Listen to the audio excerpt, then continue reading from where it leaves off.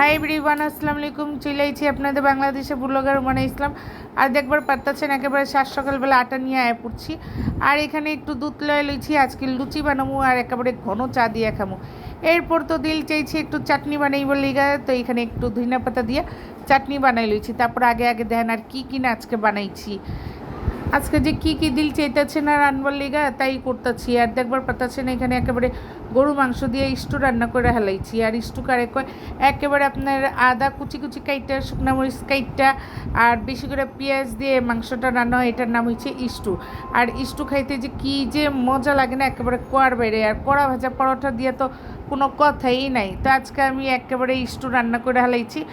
এদিক দিয়ে তো মাংস কষাইতেছিলাম আর একদিক দিয়ে একেবারে জর্দা রং দিয়ে আলুটারে লাল করে আলাইছি। আর এই তো আমার ফুল কমপ্লিট হয়ে গেছে। স্টু খাইতে যে কী লেভেলের মজা লাগে না একেবারে কোয়ার বাইরে। আর বহুত দিন পর আজকে স্টু রান্না করছি আর ভাবছিলাম একেবারে পেট ভইরা খামো, কিন্তু পেট ভইরা খাওয়ার আগেই তো দেখি পেটটা আমার লুজ হয়ে গেছে, আমি তার খাইবারই পারতাছি না।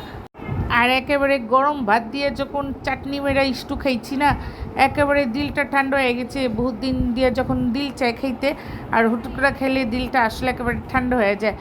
আর পোলাপেন করে আবদার হয়েছে আমি যান আজকে একটু আপনি পায়েস রান্না করেন আর পিৎজা বানান। এখন কোন দিয়ে এমনি শরীরটা ভালো লাগতেছে না, এর ভিতরে পিৎজা পায়েস লুচি আর কত কি করবো। শালা খাটতে খাটতে তো আমার জানটা শেষ হয়ে যাইতেছে। তাও কিছু করার নাই, রুমানারই উঠেই সব বানাইবার লাগবো।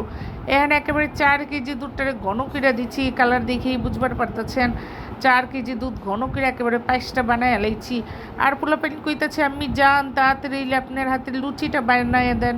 আর আপনার হাতে লুচি দিয়ে পায়েস খেতে যে কি মজা লাগে না আমি কইছি আচ্ছা আব্বা যান আপনারা হোল্ড করেন, আমি এক্ষুনি নিয়ে আইতাছি।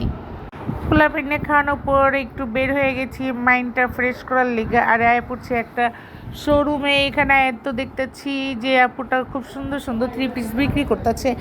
আর আমি এখানে ভিডিও করা আরম্ভ করে দিচ্ছি। এখানে দামটাও খুব কমের ভিতরেই ছিল।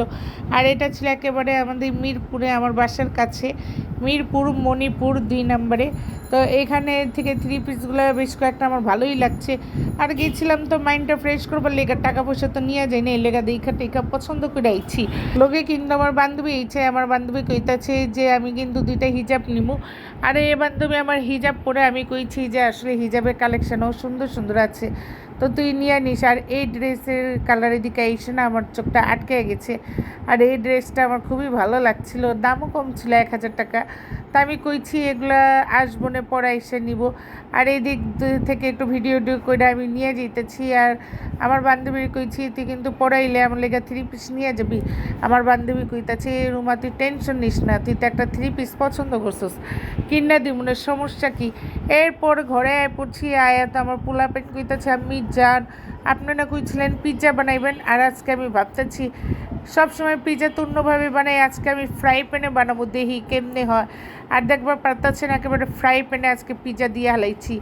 আর ফ্রাই প্যানের নিচে একটা তাওয়া বসাই দিচ্ছি আর দেখাইতেছি আপনাদের আমার পিৎজার কালার।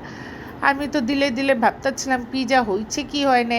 ও মাই গড, এত সুন্দর পিৎজাটা ফুইলা উঠছে না একেবারে কোয়ার বাইরে। আর আমি কী কমো আপনারা নিজেরাই দেখেন আমার পিৎজার কালারটা, পিৎজাটা সে লেভেলের রয়েছে। আর ফ্রাই প্যানে করার কারণ একটাই যে একেবারে সুন্দর উঠে যেতেছে, আটকাই যেতেছে না। আর একটু আমি উঠাই আপনার করে দেখাইতেছি। আর এই তো দেখবার পারতেছেন কি সুন্দর করে উঠে যেতেছে।